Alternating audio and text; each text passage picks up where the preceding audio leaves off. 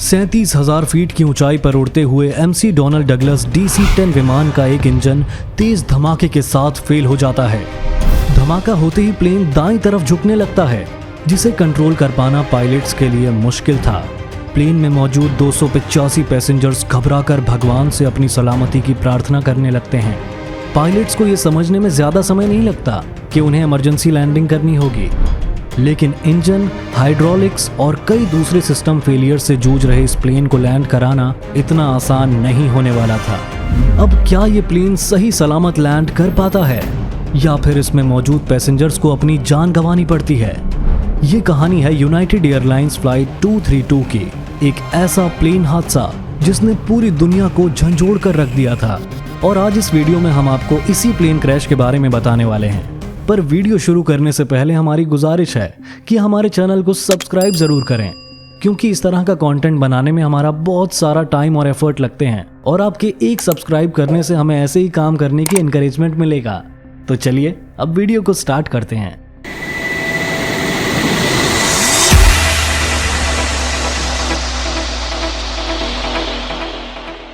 उन्नीस जुलाई 1989 का वो दिन स्टेपल्टन इंटरनेशनल एयरपोर्ट पर दोपहर के करीब 12:30 बजे एक विमान अपनी उड़ान के लिए तैयार हो रहा होता है। यूनाइटेड एयरलाइंस की इस फ्लाइट 232 को डेनवर के स्टेपल्टन इंटरनेशनल एयरपोर्ट से शिकागो के ओहियर इंटरनेशनल एयरपोर्ट होते हुए फिलाडेल्फिया इंटरनेशनल एयरपोर्ट पहुंचना था। इस फ्लाइट के लिए DC डोनाल्ड डगलस DC-10 विमान का इस्तेमाल किया जा रहा था, जो अपने जमाने का एक आधुनिक व पावरफुल प्लेन माना जाता था। फ्लाइट की कमान 57 साल के कैप्टन एल्फ्रेड C.A.L. हाइनेस के हाथों में थी, जिनके पास 29,967 घंटों का फ्लाइंग एक्सपीरियंस था और इसमें 7,190 घंटों का एक्सपीरियंस उन्होंने DC-10 विमान को उड़ाते हुए हासिल किया था। कॉकपिट में उनका साथ देने के लिए 48 साल के William R. Bill records as copilot मौजूद थे और उनके पास 20,000 से ज्यादा घंटों का फ्लाइंग एक्सपीरियंस था। पायलट्स के अलावा प्लेन में फ्लाइट इंजीनियर के तौर पर 51 साल के डुडली J. डॉशैक भी मौजूद थे। कुल मिलाकर इस प्लेन में 11 क्रू मेंबर सवार थे। वहीं पैसेंजर्स की बात करें तो उनकी गिनती 285 थी, जिसमें 52 बच्चे भी शामिल थे। असल में उस दिन यूनाइटेड एयरलाइंस का चिल्ड्रंस डे प्रमोशन चल रहा था, जिसकी वजह से बच्चों का टिकट ऑलमोस्ट फ्री था और इसी के चलते इस फ्लाइट में इतने सारे बच्चे सफर कर रहे थे। बहरहाल एयरपोर्ट पर सारी फॉर्मेलिटीज समय से पूरी हो जाती हैं और ये प्लेन दोपहर 2:09 पर स्टेपल्टन एयरपोर्ट से टेक ऑफ कर जाता है।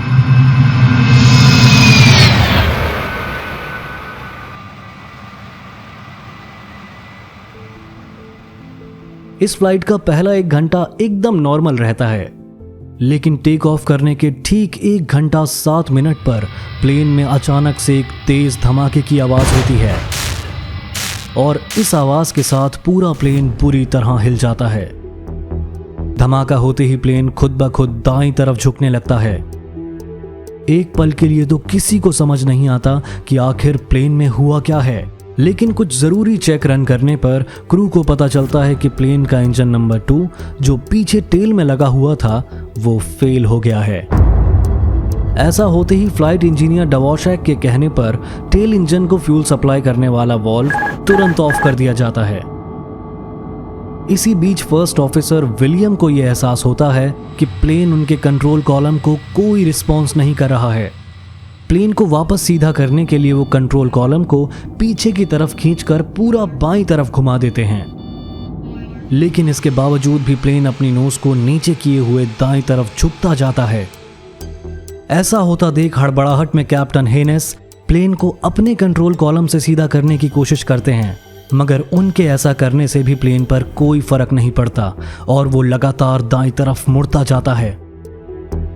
कैप्टन को मालूम था कि जल्द ही अगर प्लेन को सीधा नहीं किया गया तो दाईं तरफ झुकते झुकते ये पूरी तरह रोल होने लगेगा और ऐसे में प्लेन को संभालना नामुमकिन हो जाएगा।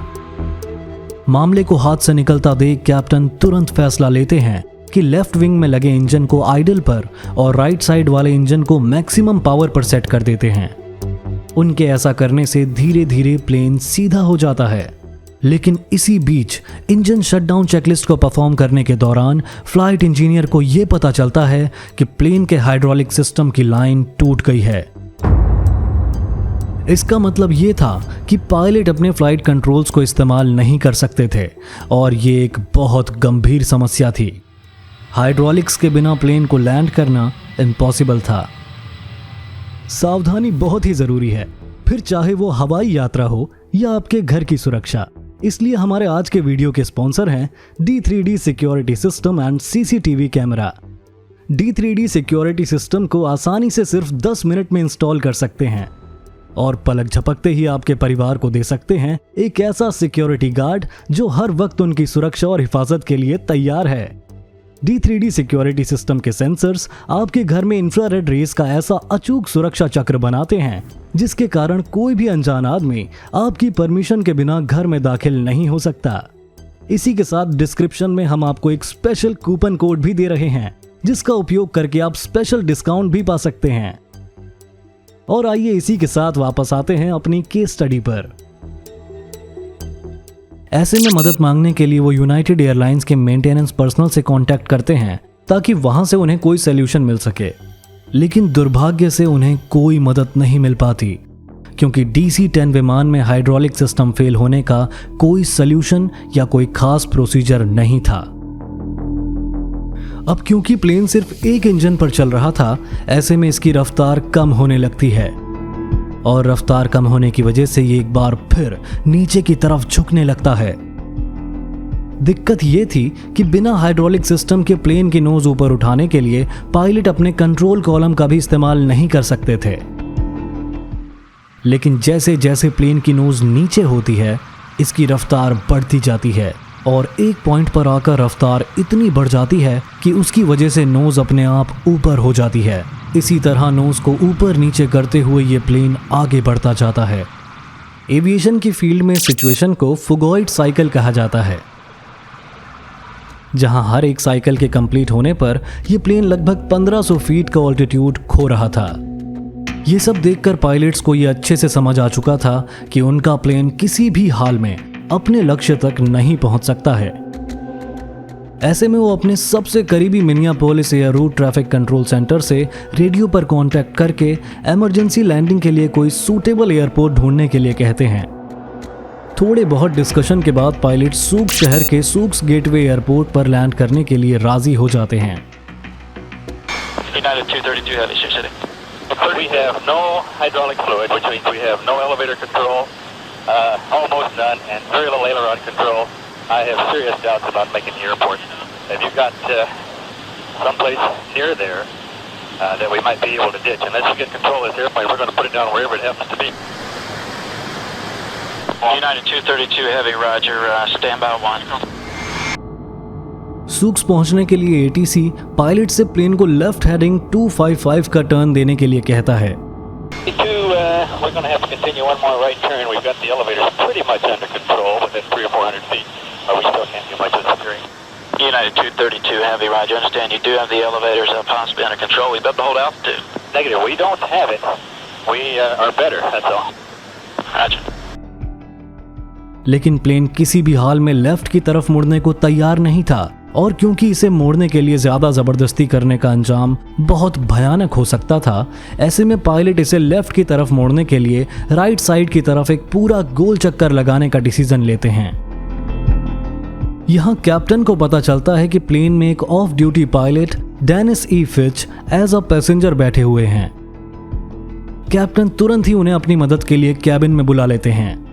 डेनिस ई फिच 46 साल के एक एक्सपीरियंस पायलट थे जिनके पास 23,000 घंटों का फ्लाइट टाइम एक्सपीरियंस था। कैप्टन हेनस सबसे पहले फिच को पैसेंजर कैबिन के विंडो से एलिनोरस को ऑब्जर्व करने के लिए कहते हैं ताकि ये पता चल सके कि उन पर कंट्रोल इनपुट का कोई असर हो भी रहा है या नहीं। फिच कुछ देर ऑब्जर्व करने के बाद कैप्टन को रिपोर्ट करते हैं कि एलिरोन्स पर कोई इफेक्ट नहीं हो रहा है।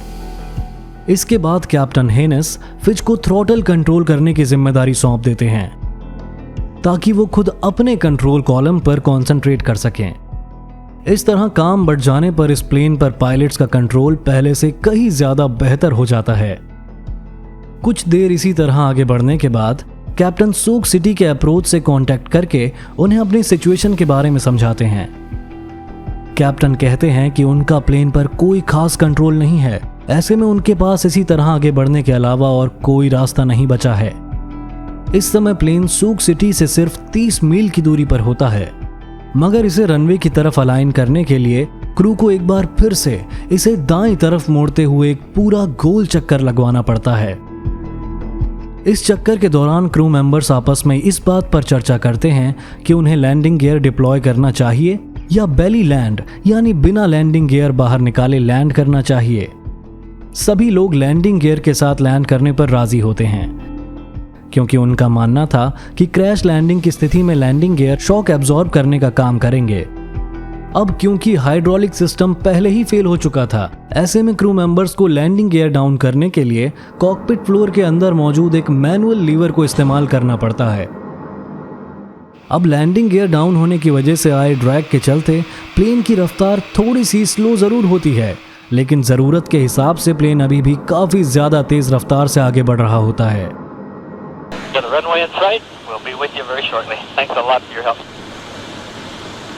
United 232 Heavy, the wind's currently 360 at 11, 360 at 11, you're cleared to land on any runway. You want to be particular and make it a runway, huh? जैसे जैसे प्लेन रनवे के करीब आता है, क्रू मेंबर्स की धड़कन तेज हो जाती है। पायलट्स जानते थे कि बिना हाइड्रोलिक्स DC-10 को लैंड कराना ऑलमोस्ट इम्पॉसिबल है। असल में हाइड्रोलिक सिस्टम फेल होने की वजह से प्लेन के फ्लैप्स भी एक्सटेंड नहीं हो सकते थे, जिनकी मदद से एयर स्पीड और सिंक रेट को कंट्रोल किया जाता है।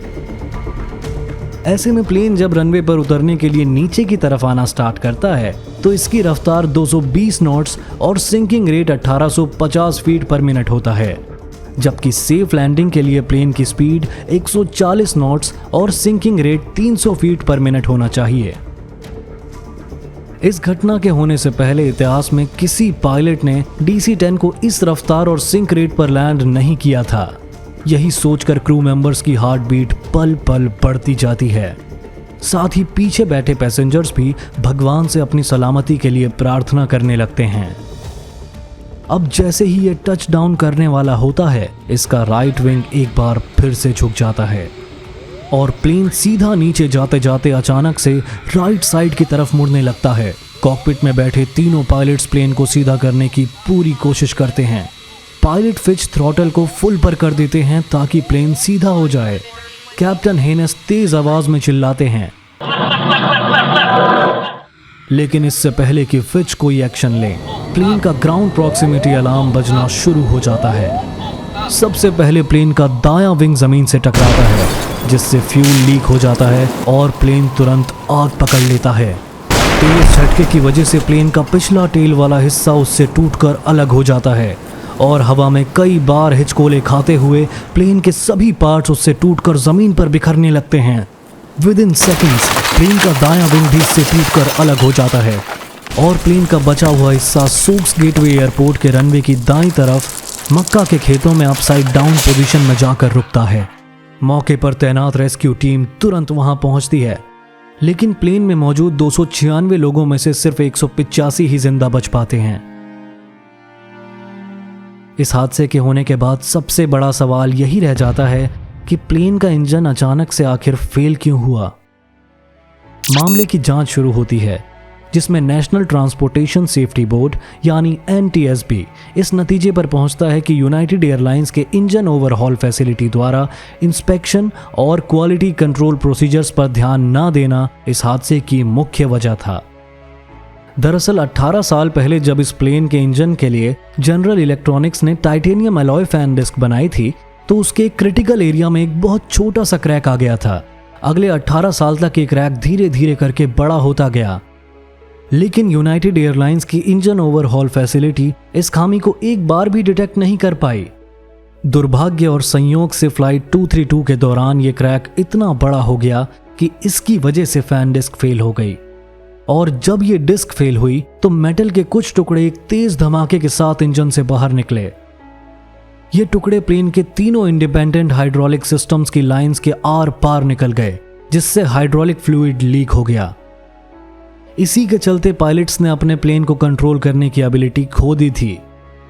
उस जमाने के नए MC डोनाल्ड डगलस MD-11 विमान में ऐसी किसी स्थिति से निपटने के लिए हाइड्रोलिक फ्यूजेस का इस्तेमाल किया जाने लगा था, ताकि हाइड्रोलिक लाइन के पंचर को आइसोलेट करके फ्लूइड को टोटल लॉस होने से बचाया जा सके। इस घटना के बाद यही सिस्टम DC-10 विमानों में भी अपना लिया गया। यह हादसा हुए 35 साल बीत चुके हैं, लेकिन आज भी एक्सीडेंट को सक्सेसफुल क्रू रिस्पांस मैनेजमेंट का एक प्राइम एग्जाम्पल माना जाता है।